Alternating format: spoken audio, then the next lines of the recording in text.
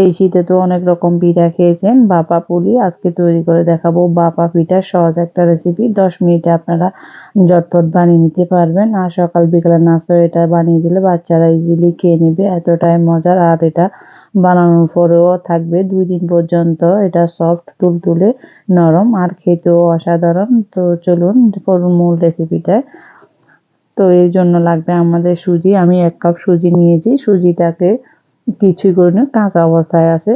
তো এর মধ্যে দিয়েছি 1 টেবিল চামচ চিনি, আর দিয়ে দিচ্ছি 1/4 চা চামচ লবণ, দিয়ে দিচ্ছি 1 কাপ টক দই। এটাকে আমি ভালো করে ফেটিয়ে নিয়েছি। তারপর দিয়ে দিচ্ছি 2 টেবিল চামচ গাজর কুচি, 1 টেবিল চামচ ধনেপাতা কুচি।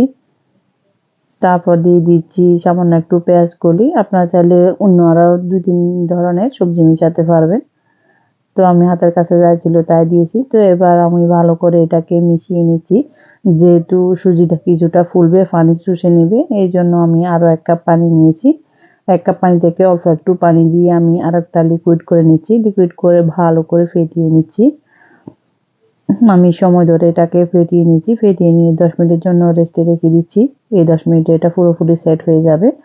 তো আমি 4টা বাটি নিয়েছি, এটার মধ্যে ভাপ দেবো। তো সামান্য তেল ব্রাশ করে নিচ্ছি। অবশ্যই আপনারা স্টিলের বাটি দেখে নেবেন, তাহলে পিঠাটা ইজিলি উঠে আসবে, লেগে লেগে যাবে না।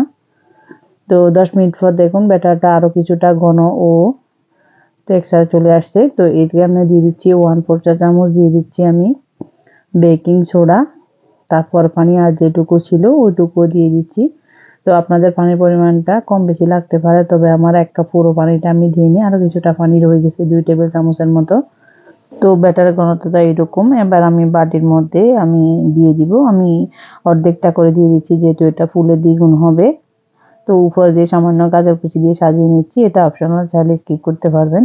তো আমি একটা পাতিলে আগে থেকে পানি বসিয়ে বলক তুলে নিয়েছি আর স্ট্যান্ডও বসিয়ে দিয়েছি।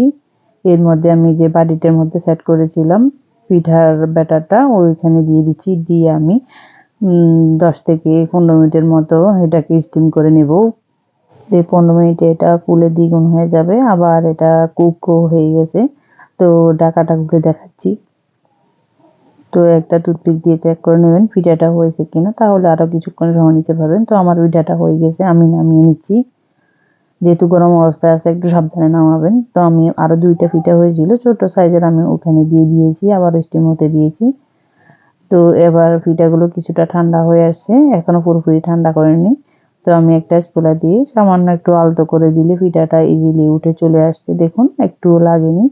আর নিচটাও দেখুন কিরকম সফট হয়েছে, আর দেখতে কি সুন্দর জালিদার হয়েছে। তো এটা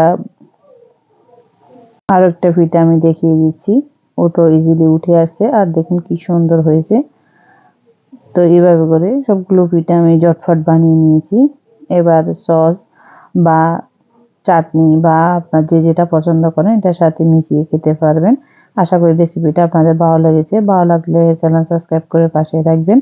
আর যারা ফেসবুক থেকে দেখতেছেন তারা একটা ফলো দিয়ে লাইক, কমেন্ট, শেয়ার করে দিবেন। আজ এ পর্যন্ত। এতক্ষণ ধরে যারা ধৈর্য ধরে আমার ভিডিওটা দেখেছেন তাদেরকে অসংখ্য অসংখ্য ধন্যবাদ ও দোয়া ও শুভকামনা রইল। তো অন্য কোনো রেসিপি নিয়ে হাজির হব। আল্লাহ হাফেজ।